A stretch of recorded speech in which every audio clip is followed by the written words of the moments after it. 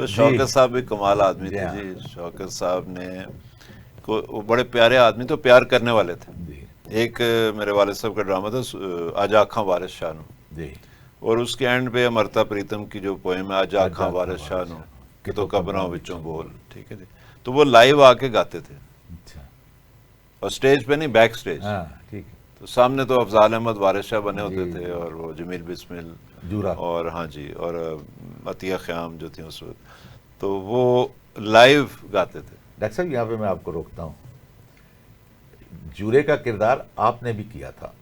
جی جی, لیکن میری دفعہ جو تھا نا جی, جو ہم نے کیا 2000 میں الحمرہ میں, تو وہ تقریباً 100 شو چلا, وہ 3 شو بھی کیے.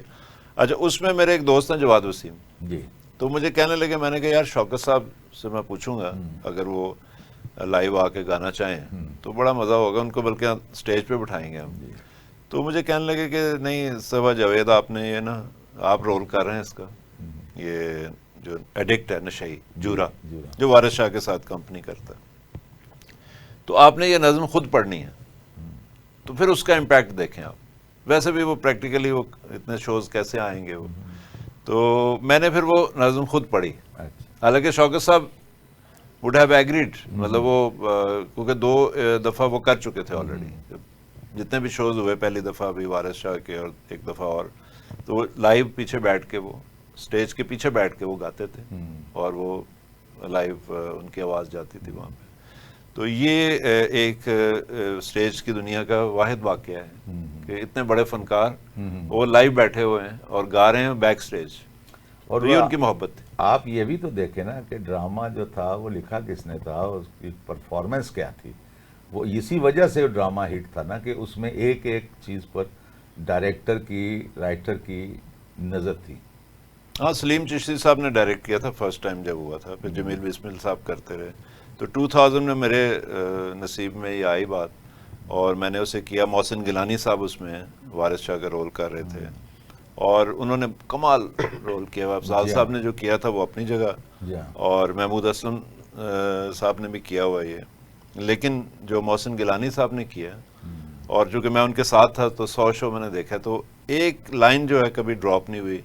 جن لائنوں پہ کلیپ, ہر لائن پہ ان کے کلیپ آتی تھی, اور وہ کبھی ڈراپ نہیں ہوئی. اس کے وارث شاہ کے کئی ڈائلاگز جو ہیں, وہ ایک کوٹھا ڈرامہ تھا سہیل احمد وغیرہ کا, اس میں سہیل احمد نے بھی بولے وہ, تو وہ لوگ کئی سمجھ رہے کہ پتہ نہیں یہ کوٹھا ڈرامے کے ڈائلاگ ہیں, حالانکہ وہ وارث شاہ ڈرامے کے ڈائلاگ ہیں. نشہ ہو جڑا اندر جگاوے, اور عورت ہو جڑی رج کے وفا کماوے. تو اس طرح کے وہ, مجھے اس وقت پورے زبانی یاد تو نہیں ہے, لیکن نہیں وہ صوفی نثار صاحب نے, آپ کے والد صاحب نے, وہ وارث شاہ کی جو تھاٹ تھی نا, اس کو انہوں نے اس میں ڈائلاگ میں شامل کیا تھا, اور کمال سے اس کی جو بنت تھی ان کی نظم سے نثر میں لانا, یہ کمال کی بات ہے. جی جی. تو اصل میں وہ جو وارث شاہ کو انہوں نے وہ لائن دی نثر میں, جو کہ وارث شاہ کے ایک معیار کے مطابق ان کے جو سٹیٹس ہے اس کے, تو یہ فرق تھا اس ڈرامے میں اور مرزا غالب بندر روڈ, کہ مرزا غالب بندر روڈ بھی بڑا خوبصورت ڈرامہ ہے, لیکن اس میں مرزا غالب کو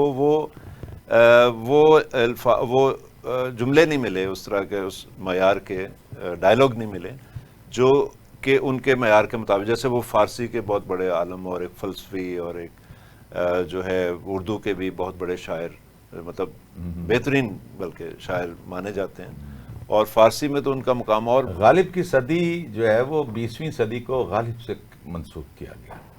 اب وہ یعنی 19ویں غالباً 19ویں صدی میر کی صدی ہے. اچھا. اور 21ویں صدی سے اب تک اقبال, یعنی یہ 3.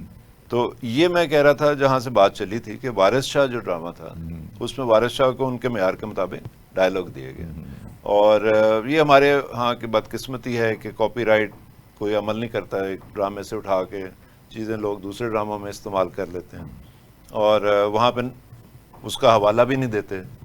تو یہ بڑی ایک اچھی بات نہیں ہے ڈرامے کی ارتقاء کے لیے. بڑا ضروری ہے کہ جو جس ڈرامے کے وہ چیز ہے اس کو ادھر ہی رہنے دیا جائے, وہیں وہ اچھی لگتی ہے. تو